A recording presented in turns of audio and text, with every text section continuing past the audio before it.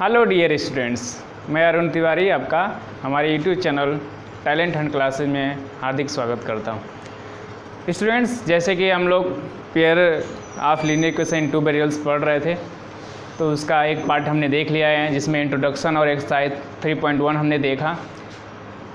उसमें कुछ क्वेश्चन हमने आपके लिए दिए थे। उम्मीद करता हूं कि आप उनको किए होंगे। अगर आप अभी तक नहीं किए हैं तो कमेंट करके बताइए, हम उसका सलूशन आपको फिर से बता सकते हैं। और अगर आप अभी तक उस वीडियो को नहीं देखे हैं तो पहले उस वीडियो को देख लें, फिर इस वीडियो को देखें, क्योंकि पहले उस वीडियो को देखना ज़रूरी है, क्योंकि वो बेसिक्स हैं और एक्सरसाइज 3.1 उसी में। तो पहले उसको देख लिए, फिर हम लोग अब एक्सरसाइज 3.2 शुरू करेंगे। तो स्टूडेंट्स, बोर्ड एग्ज़ाम के नज़रिए शुरू से ही आप तैयारी अच्छे से करते रहिए, तभी बोर्ड एग्ज़ाम में अच्छे नंबर आ पाएंगे। तो आइए हम लोग एक्सरसाइज 3.2 शुरू करते हैं, जिससे एक्सरसाइज को क्वेश्चंस देखने से पहले कुछ कॉन्सेप्ट जानना ज़रूरी है। जिसमें एक है कि अगर दो पेयर ऑफ लीनियर इक्वेशन हम ले लें, पेयर ऑफ लीनियर इक्वेशन, ये जनरल फॉर्म है linear equation in two variable का। तो अगर इनको हम कंसीडर करें as a pair of linear equation in two variables, तो जैसे कि हम बताए थे पिछली वाली वीडियोज़ में कि ये जो पेयर होता है वो किन किन टाइप के हो सकते हैं लाइंस। ये पेयर ऑफ लाइंस कितने टाइप के हो सकते हैं जब इनका ग्राफ प्लॉट करते हैं, तो इंटरसेक्टिंग, पैरेलल हो सकते हैं या कोइंसिडेंट होते हैं। अगर इनको छोड़ दें तो कंसिस्टेंट या इनकंसिस्टेंट होते हैं। तो वो ग्राफ प्लॉट करके बताते हैं। लेकिन अगर हमें बिना ग्राफ प्लॉट किए ही बताना हो तो कैसे पता करेंगे?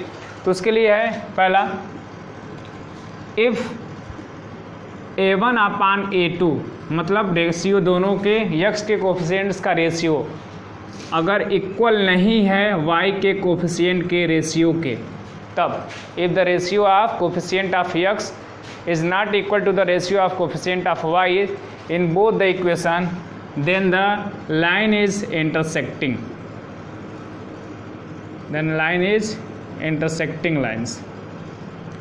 उस लाइन को हम लोग क्या बोलेंगे? Intersecting lines. दूसरे वर्ड में बोलें तो इंटरसेक्टिंग है, यानी ऐसे केस में वन सोल्यूशन मिलेगा। तो ऐसी लाइन को हम लोग कंसिस्टेंट लाइन भी कह सकते हैं, कंसिस्टेंट लाइंस कहा जा सकता है। ठीक।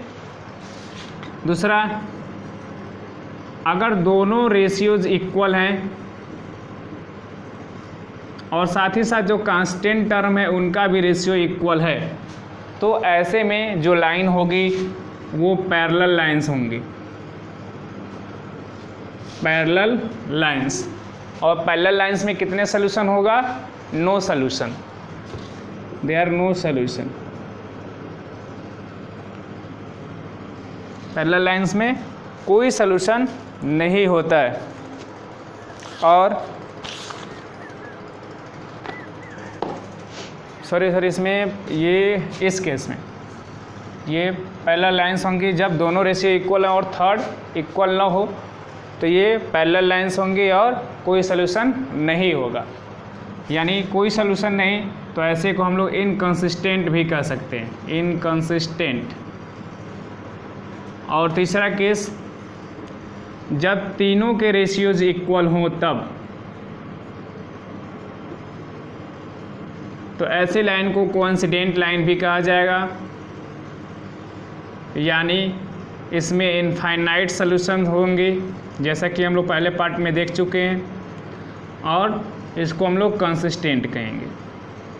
हम लोग बताए थे कि कंसिस्टेंट और इनकंसिस्टेंट कब बोला जाएगा कि अगर एक भी सॉल्यूशन, मिनिमम अगर एक भी सॉल्यूशन मिल रहे हैं, पेयर के कॉमन पॉइंट्स मिल रहे हैं एक भी, तो ऐसे को कंसिस्टेंट बोला जाएगा। और अगर नहीं मिल रहे हैं कोई भी कॉमन पॉइंट्स, कोई भी कॉमन सॉल्यूशन नहीं है, तो उनको इनकंसिस्टेंट बोला जाएगा। तो जैसे कि इसमें नो सॉल्यूशन है तो इनकंसिस्टेंट, और इसमें एक और इसमें इनफाइनाइट है तो ये दोनों कंसिस्टेंट। तो इसको आप लिख लीजिए, क्योंकि अब इसका हेल्प 3.2 में बहुत ज़्यादा होने वाला है। तो अब इसको आप अगर लिख लिए हैं तो हम इरेज करें और एक्सरसाइज 3.2 हम लोग शुरू करें। क्वेश्चंस हमने कुछ पहले से लिख रखे हैं ताकि वीडियो का जो लेंथ हो वो कम हो, आपका ज़्यादा डेटा यूज ना हो, आपका ज़्यादा टाइम यूज ना हो, इसलिए इन सब चीज़ों का ध्यान रखने की कोशिश करते हैं हम। चलिए अब देखते हैं हम लोग question number 1। From the pair of linear equation form the pair of linear equation and find their solution graphically. तो जैसे कि हम लोग पिछले एक्सरसाइज में 3.1 में pair of linear equation form भी किए थे, अलजेब्रिकली और ग्राफिकली उसको देखे थे, लेकिन उसमें हम लोग सोल्यूशन नहीं फाइंड आउट किए थे, मतलब दोनों में कॉमन पॉइंट नहीं निकाले थे। लेकिन यहाँ पे उस चीज़ को एक स्टेप बढ़ाना है। तो पहला इसमें क्या है, पहले क्वेश्चन का जो पहला पार्ट है वो क्या है, 10 students of class 10 took part in a maths quiz. Class 10th के 10 बच्चे मैथ्स क्विज में पार्टिसिपेट करते हैं। If the number of girls is more than the boys, अगर लड़कियों की संख्या ज़्यादा है बॉयज़ से, if the number of girls is more than the boys, find the number of, I think question में कुछ छूट गया है। If the number of girls is 4 more than boys, number of girls is 4 more than boys, यानी लड़कियों की संख्या जो है वो 4 ज़्यादा है बॉयज़ से, तो कितने गर्ल्स और कितने बॉयज़ पार्टिसिपेट किए। क्योंकि ये क्विज़ तो ऐसे ही हम लोग ओरली बता सकते हैं, लेकिन इसको हमें ग्राफ प्लाट करके और लीनियर इक्वेशन बना के सॉल्व करना है। तो पहले इक्वेशन क्या होगा, let number of girls equals to Y X and boys equals to Y. Girls की संख्या x मान लिए, बॉयज़ की संख्या y। तो चूंकि दिया है कि 10 स्टूडेंट्स हैं, यानी दोनों मिलाकर क्या हैं 10 students, according to question x plus Y कितना है 10 है। तो ये हमारा इक्वेशन 1 हो गया। और दोनों में डिफरेंस कितने का है 4 का, गर्ल्स जो है वो ज़्यादा हैं किससे, बॉयज़ से, कितना 4। तो ये हमारा इक्वेशन नंबर 2 हो गया। तो ये pair of linear equation in 2 variable बन गया। अब हमें इसे ग्राफ पे प्लाट करना है। तो हम लोग अगर इसको देखें, फर्स्ट इक्वेशन के लिए अगर बात करें इक्वेशन 1, तो यहाँ से हम लोग लिख सकते हैं x equal to 10 minus Y. अब y की डिफरेंट वैल्यू के लिए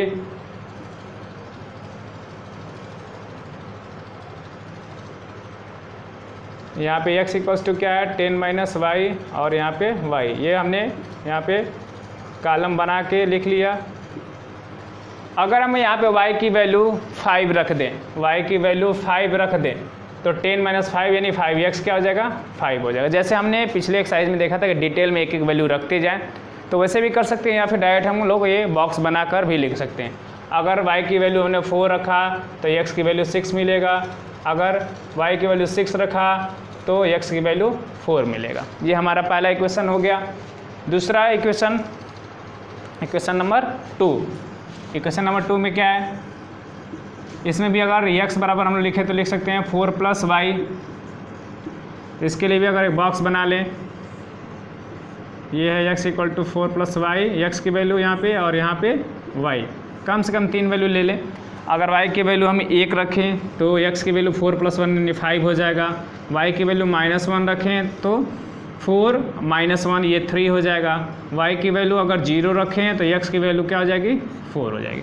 तो दोनों इक्वेशन के लिए हमने 3 सोल्यूशंस ले लिए। अब इसको हम लोग ग्राफ पे प्लाट करते हैं और देखते हैं कि क्या सोल्यूशन पॉसिबल है। ये 0, ये x, ये y। अब इक्वल भाग में डिवाइड करें, 1 2 3 4 5 6, 1 2 3 4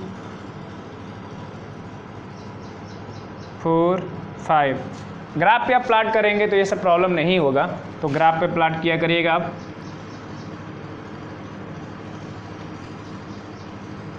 वन 2 3 4 5 6,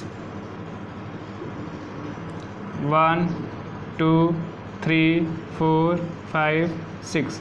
अब वैल्यू 1 2 3 4 5 6, 1 2 3 4 5 6, -1 -2 -3 -4 -5 -6 -1 -2 -3 -4 -5 हमने ये प्लाट।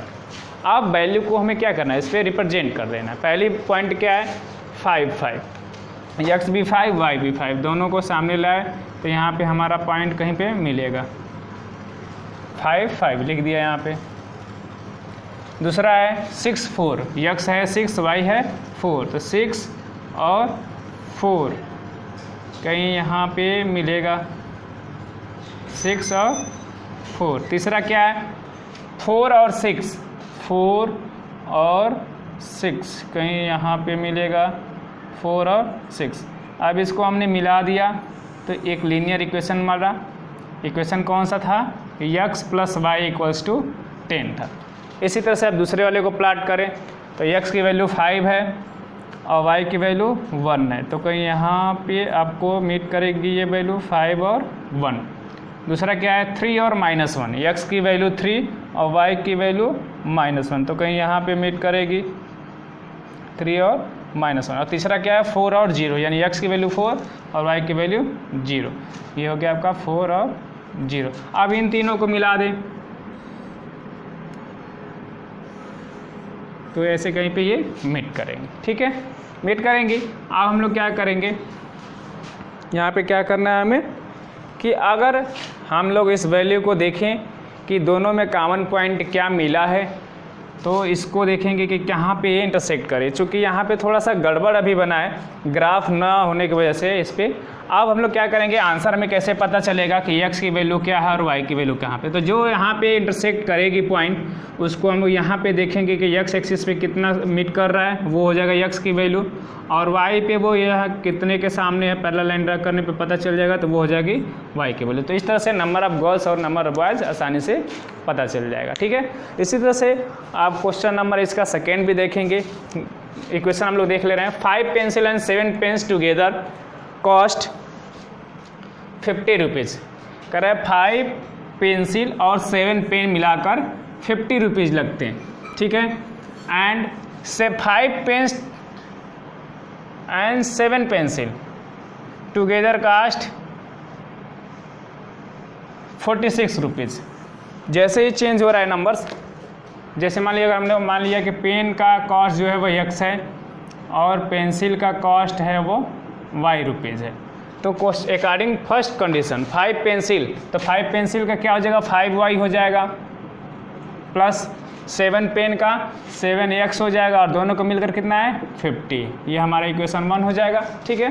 फिर कंडीशन 2 के लिए 7 पेंसिल यानी 7y और 5 पेन यानी 5x हो जाएगा, और ये दोनों मिलकर कितना है 46 है, इक्वेशन नंबर 2। तो ये हमारा इक्वेशन बन गया।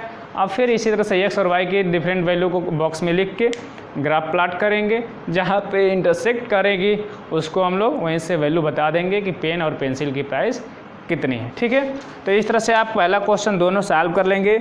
If you have any problem solving in this question, feel free to ask me anytime on my YouTube, on my Facebook, on my WhatsApp, anywhere you can ask on my personal number. Don't hesitate to ask me. I am available 24/7 for any study related problems. कभी भी पढ़ाई से जुड़ी कोई भी बात है तो आप हमें कभी भी फ़ोन कर सकते हैं। क्वेश्चन नंबर 2 देखना है, क्या कह रहा है क्वेश्चन में, on comparing A1/A2, B1/B2, C1/C2, इनका रेशियो कंपेयर करके बताइए कि जो लाइन दी हुई है वो इंटरसेक्टिंग है कि पैरेलल है कि कोइंसिडेंट है। बहुत सिंपल है। अभी जो ये लेक्चर शुरू करने से पहले, एक्सरसाइज शुरू करने से पहले हमने बताया था कि अगर दोनों रेशियोज का इक्वल नहीं है तो इंटरसेक्टिंग होगा, तीनों इक्वल हैं तो पैरेलल कोइंसिडेंट होगा, और अगर थर्ड वाला इक्वल नहीं है तो पैरेलल हो जाएगा, ठीक है। तो पहला क्वेश्चन, सेकेंड का फर्स्ट, 5x - 4y + 8 = 0, और दूसरा क्या है 7x + 6y - 9 = 0। अगर यहाँ से हम लोग वैल्यू लिखें तो यहाँ पे A1 की जगह पे क्या है 5, B1 की जगह पे -4, सिंबल साइन के साथ लिखेंगे, प्लस माइनस साइन जो भी है। C1 क्या 8, A2 की जगह पे 7, B2 की जगह पे 6 और C2 की जगह पे -9। अब अगर रेशियो देखें तो A1/A2 क्या होगा 5/7 होगा, और B1/B2 क्या होगा -4/6। सिंप्लीफाई करें तो 2/3 -2/3, और अगर C1/C2 निकालें तो 8/9। तो शुरू के ही जब दोनों इक्वल नहीं है, since A1/A2 not equals to B1/B2, therefore lines are intersecting. तो लाइन्स कैसी हैं इंटरसेक्टिंग। तो सिंपली हमें क्या करना है, इस क्वेश्चन में रेशियोज निकालने हैं A1/A2, B1/B2 और C1/C2, और जो फार्मूला हमने अभी बताया है कि अगर इक्वल नहीं है A1/A2 B1/B2 के तो इंटरसेक्टिंग, अगर तीनों रेशियोज इक्वल हैं तो कोइंसिडेंट, और अगर दो रेशियोज इक्वल हैं A1/A2 इक्वल टू B1/B2 है लेकिन C1/C2 के इक्वल नहीं है तो पैरेलल। तो उससे हम लोग आसानी से कंपेयर करके बता देंगे। तो बाकी जो सेकेंड और थर्ड पार्ट इसका है उसको आप सॉल्व कर लेंगे। क्वेश्चन नंबर 3 में बोला है वही सेम उसी तरह से क्वेश्चन, अब इसमें आपको कंसिस्टेंट और इनकंसिस्टेंट बताना है। तो हम उसमें फार्मूले में ये भी बता चुके थे कि कब कंसिस्टेंट होगा और कब इनकंसिस्टेंट, यानी अगर इंटरसेक्टिंग है तो वो कंसिस्टेंट है और कोइंसिडेंट है तो भी कंसिस्टेंट है, लेकिन अगर वो पैरेलल है तो इनकंसिस्टेंट है। यानी सेम इसी तरह से क्वेश्चन नंबर 3 भी हो जाएगा आपका आसानी से। इसके बाद देखते हैं हम लोग क्वेश्चन नंबर 4। क्वेश्चन नंबर 4 में क्या कहता है,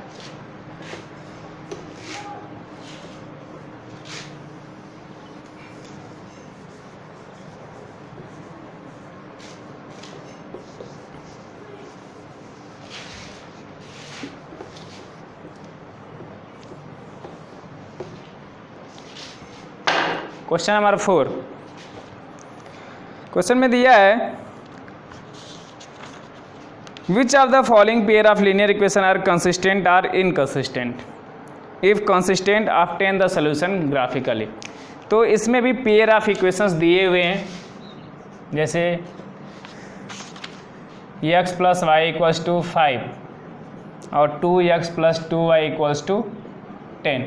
फिर इसी तरह से दिया है कुछ और क्वेश्चन हम सब नहीं लिख रहे हैं यहाँ पे, x - y = 8 सेकेंड है इसका, और 3x - 3y = 16। इसी तरह से 2 और क्वेश्चन, इसमें 4 क्वेश्चन है, लिख ले पूरा।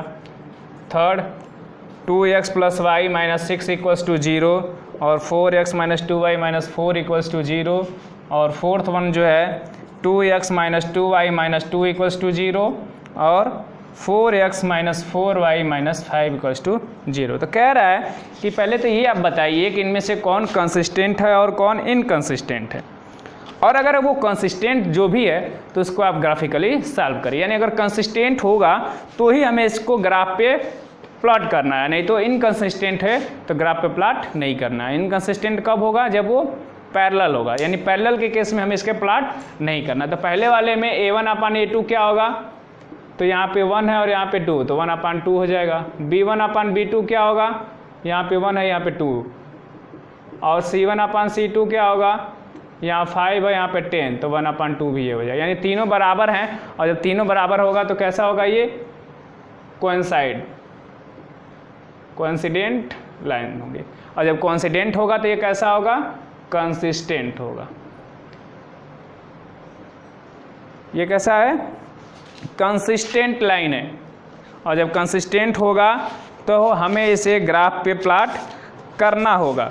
अब ग्राफ पे प्लॉट करके ये देखना होगा कि इसके सलूशन क्या होंगे, जो भी हैं उसको बताना होगा।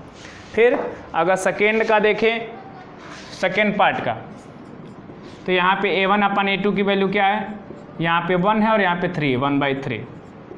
B1/B2 की वैल्यू क्या है, यहाँ पे -1 है यहाँ पे -3, तो ये भी 1/3। C1/C2 क्या है, यहाँ पे 8 और यहाँ पे 16, 8/16 1/2। तो यहाँ पे क्या कंडीशन मिल रहा है कि A1/A2 जो है वो B1/B2 के इक्वल है, लेकिन C1/C2 के इक्वल नहीं है। और ऐसा जब भी होता है तो कैसे लाइन होगा, पैरेलल होगा।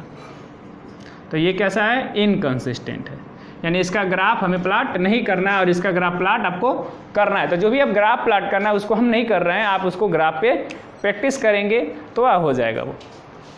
क्वेश्चन नंबर 3 इसी में है, इसको भी ऐसे ही चेक करेंगे। अगर वो कंसिस्टेंट आता है तो उसको ग्राफ पे प्लॉट करेंगे, अगर इनकंसिस्टेंट आता है तो ग्राफ पे प्लॉट नहीं करना है, बस उसको ऐसे ही छोड़ देना है बताकर कि वो कंसिस्टेंट है कि इनकंसिस्टेंट है। Okay dear student, now we move to question number 5। In question number 5 it is given that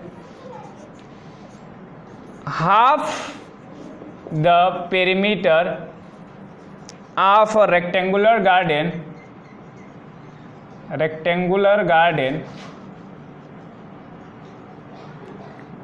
is garden whose length is 4 meter more than its width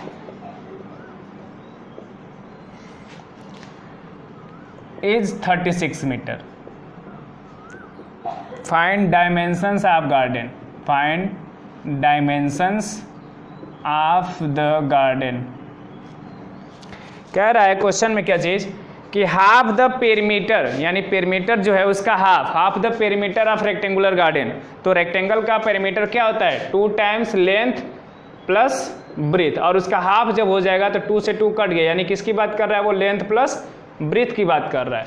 whose length is 4 meter more than its breadth, जिसका length जो है breathe से 4 ज़्यादा है। यानी अगर कहीं पे ब्रीथ को हम लोग यक्स माने और लेंथ को y मान लें तो दोनों में डिफरेंस कितने का है, y जो है वो बड़ा है, यानी y माइनस एक्स जो है वो 4 है, यानी y जो है वो किसके बराबर है x प्लस 4 के बराबर है। ठीक है, इज 36 मीटर, यानी जो हाफ ऑफ पेरीमीटर है यानी लेंथ प्लस ब्रेथ, यानी x प्लस वाई जो है वो 4 है, सॉरी 36 है, और इन दोनों का जो डिफरेंस है y माइनस एक्स वो है 4। ये इक्वेशन नंबर 2 बन गया। अब इन दोनों इक्वेशन से ग्राफ प्लाट करेंगे और जो कॉमन पॉइंट निकलेगा वो लेंथ और ब्रेथ की वैल्यू हो जाएगी। ठीक है, आसानी से इसको आप लोग सॉल्व कर सकते हैं। बस क्या करना है, एक्स के वाई की डिफरेंट वैल्यू रखेंगे, एक्स की मिल जाएगी। सेम क्वेश्चन यहाँ भी सेम टाइप इसी में भी ग्राफ प्लाट करेंगे। दोनों लाइन डेफिनेटली एक दूसरे को इंटरसेक्ट करेंगी। अगर इंटरसेक्ट करती हैं तो जहाँ पे भी वो इंटरसेक्ट करेंगी, सपोज करिए ये कहीं भी इस तरह से अगर वो इंटरसेक्ट करती हैं तो इंटरसेक्शन पॉइंट्स पे एक्स के पैरेलल ऐसे लाइन ड्रा करेंगे और वाई एक्सिस के पैरेलल ऐसे लाइन ड्रा करेंगे। जहाँ पे ये इस लाइन को टच करेगी वो एक्स की वैल्यू हो जाएगी, यहाँ पे जो टच करेगी वो वाई की वैल्यू हो जाएगी। ठीक है, तो इस तरह से आप उस क्वेश्चन को भी कर लेंगे। फिर देखते हैं हम लोग क्वेश्चन नंबर 6। क्वेश्चन नंबर 6 क्या कह रहा है,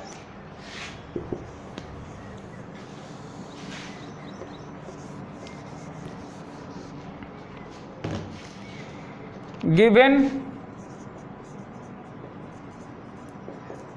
the linear equation 2x plus 3y minus 8 equals to 0. Write another pair in two variable such that geometrical representation of the pair is so formed is intersecting. Question हम पूरा नहीं लिख रहे हैं क्योंकि आप सबके पास एनसीईआरटी की बुक्स तो है ही, तो हम पूरा क्वेश्चन नहीं लिख रहे हैं। पैरेलल लाइंस और थर्ड कोइंसिडेंट लाइंस। कह रहा है कि pair of linear equation in two variable होता है तो उसमें एक इक्वेशन दे दिया है और कह रहा है कि दूसरा पेयर बताइए। एक इक्वेशन इसमें दिया है 2x plus 3y minus 8 equals to 0। अब कह रहा है कि और है पेयर लिखिए जिससे कि दोनों जो पेयर हो या तो इंटरसेक्टिंग भी हो जाए और पैरेलल हो और कोइंसिडेंट हो, यानी सेकेंड पेयर आपको लिखना है। एक पेयर क्या है, पहला इक्वेशन क्या है 2x plus 3y minus 8 equals to 0, पहला इक्वेशन। अब दूसरा इक्वेशन हमें ऐसा लिखना है एक बार वो इंटरसेक्टिंग है, फिर कोई और लिखना है यहाँ पे ताकि वो पैरेलल हो जाए इस तरह से। तो इंटरसेक्टिंग में हम लोग कंडीशन क्या जानते हैं कि a1/a2 जो है वो b1/b2 के बराबर नहीं होता। यानी यहाँ पे हम लोग अब क्या करेंगे, कोई और नंबर लिख दिए, यहाँ पे 3x लिख दिए, यहाँ पे 5y लिख दिए। नंबर यहाँ पे कुछ भी लिखे कोई मतलब नहीं है। चेक करिए 2/3 जो है वो 3/5 है, यानी दोनों इक्वल नहीं है। तो ये दोनों पेयर कैसे हो गए, इंटरसेक्टिंग हो गए। फिर दूसरे पार्ट के लिए एक हमारा इक्वेशन यही रहेगा हमेशा। अब ऐसा लिखना है कि दोनों पैरेलल हो जाए। अब पैरेलल में क्या होता है कि a1/a2 जो होता है वो इक्वल होता है b1/b2 के, लेकिन c1/c2 के इक्वल नहीं होता है। तो अब ऐसे कर रहे हैं कि इसमें दोनों में किसी नंबर से मल्टीप्लाई कर दें। यहाँ पे 4x कर दें, यहाँ पे 6y कर दें, 2 से मल्टीप्लाई कर दें शुरू में, और इसमें मल्टीप्लाई नहीं किया हमने, या फिर कुछ और नंबर लिख लिया, 8 ही रहने दिए। अब इसको जब देखेंगे तो a1/a2 जो होगा 1/2, b1/b2 1/2 और c1/c2 क्या होगा 1 होगा। तो यहाँ पे ये कैसी हो जाएंगी, पैरेलल हो जाएंगी।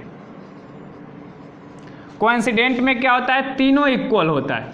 तीनों रेशियोज इक्वल है, तो हम करेंगे क्या कि जो इक्वेशन एक दिया है हमें 2x + 3y - 8 = 0, इस पूरे इक्वेशन में किसी भी एक नंबर से मल्टीप्लाई कर दे, 2 से 5 से 10 से किसी से भी। तो 5 से अगर मल्टीप्लाई करें तो 10x, ये 15y, ये 40 = 0। ये इक्वेशन नंबर 2 हो गया। और अब ये जो दोनों होंगे वो कैसे हो जाएंगे, कोइंसिडेंट लाइन हो जाएंगे।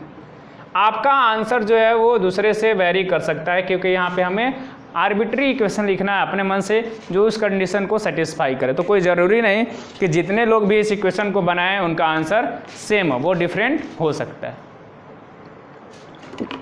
अब इस एक्सरसाइज का 7th क्वेश्चन, जो शायद एक्सरसाइज का लास्ट क्वेश्चन भी है, उसको देखते हैं और इस एक्सरसाइज को कंप्लीट करते हैं। 3.2 का लास्ट क्वेश्चन जो है, क्वेश्चन नंबर 7, वो क्या कह रहा है, चलिए देखते हैं। Question number 7, draw the graph of the equation x - y + 1 = 0 and 3x + 2y - 12 = 0 and determine the coordinates of the vertices of the triangle formed by these lines.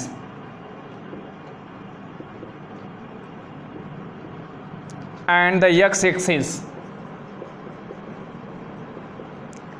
Shade the triangular region. Shade the triangular region. देखिएगा, काफ़ी important question है, कई बार exam में पूछा जाता है। तो देखिए क्वेश्चन क्या कह रहा है कि ड्रा द इक्वेशन को ड्रा करिए, यानी ग्राफ प्लॉट करिए। x - y + 1 = 0 और दूसरा है 3x + 2y - 12 = 0। इन दोनों इक्वेशन को ड्रा करिए। फिर determine the coordinates of the vertices of the triangle formed by these lines and x axis. जब हम लोग प्लॉट करेंगे तो कुछ इक्वेशन ऐसे मिलेगा। तो एक ट्रायंगल बन रहा है, तो कह रहा है एक्स एक्सिस के साथ जो ट्रायंगल बन रहा है उसका वर्टिसेस बताइए और इस रीजन को सेट करिए। कई बार अगर कह रहा है कि वाई एक्सिस के साथ जो ट्रायंगल बन रहा है उसको बताइए, तब ये वर्टिसेस बनेंगी और ये हमारा ट्रायंगल होगा। तो इस तरह से कई सारे क्वेश्चन आर्यस अग्रवाल में दिए हैं, आप उनको प्रैक्टिस करेंगे। इस क्वेश्चन को अभी हम यहाँ पे सॉल्व कर रहे हैं पूरा, देखते हैं कि कैसे हो रहा है। तो अगर इसके लिए इक्वेशन 1 को हम लोग लिखें तो ऐसे लिख सकते हैं x = y - 1, और अगर बॉक्स बनाए तो 3 वैल्यूज़ हम डायरेक्ट लिख रहे हैं, आप सॉल्व करके लिखिएगा। x = y - 1 और यहाँ पे y की वैल्यू, 3 वैल्यू लिख रहे हैं। अगर y = 1 रखें तो x = 1 - 1 0, y = 2 रखें तो x = 1, 3 रखें तो ये 2। उसी तरह से इसमें 3x = क्या हो जाएगा 12 - 2y, तो x = 12 - 2y / 3। अब y की डिफरेंट वैल्यू रखें और ग्राफ बनाएं।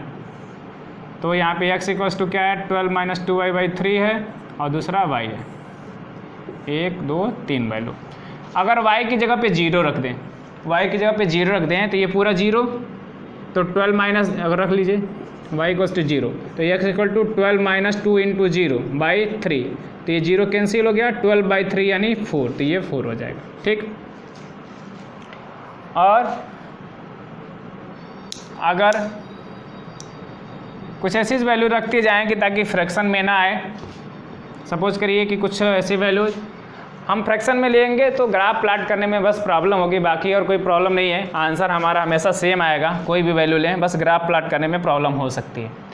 तो अगर हम यहाँ पे y की जगह पे कुछ 2 रख दें तो 3 रख दें, 3, y = 3, y = 3, तो क्या हो जाएगा x = 12 - 2 × 3 / 3, तो 12 - 2 3 = 6, 6/3 यानी 2। तो y की वैल्यू जब 3 रखे तो x की वैल्यू मिल गई 2।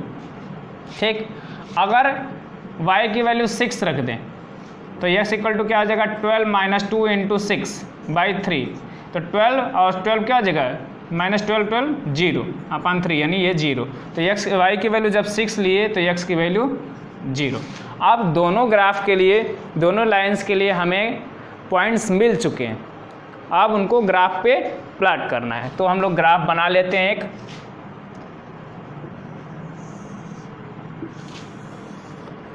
ग्राफ प्लॉट कर लेते हैं। ये 0 ओरिजिन हो गया, कहाँ तक मैक्सिमम वैल्यू गई है 6 तक। तो उस हिसाब से ड्रैग करते हैं हम 1 2 3 4 5 6 1 2 3 4 5 6 ऐसे हमने लिख लिया x और y एक्सिस पे। माइनस वाला हमने नहीं लिखा है क्योंकि इसमें माइनस वैल्यूज़ कोई हमने लिया नहीं है, तो हमें प्लॉट करने की ज़रूरत नहीं पड़ेगी, आसानी हो गया। अब इक्वेशन 1 को प्लॉट करें तो वैल्यू क्या है 1 और 0। x की वैल्यू 0 है और y की वैल्यू 1। तो हमारे यहाँ पे एक पॉइंट मिला 0 और 1। दूसरा पॉइंट क्या है 1 और 2। x की वैल्यू 1 तो y की वैल्यू 2, 1 और 2। तीसरा वैल्यू क्या है 2 और 3। x की वैल्यू 2 तो y की वैल्यू 3।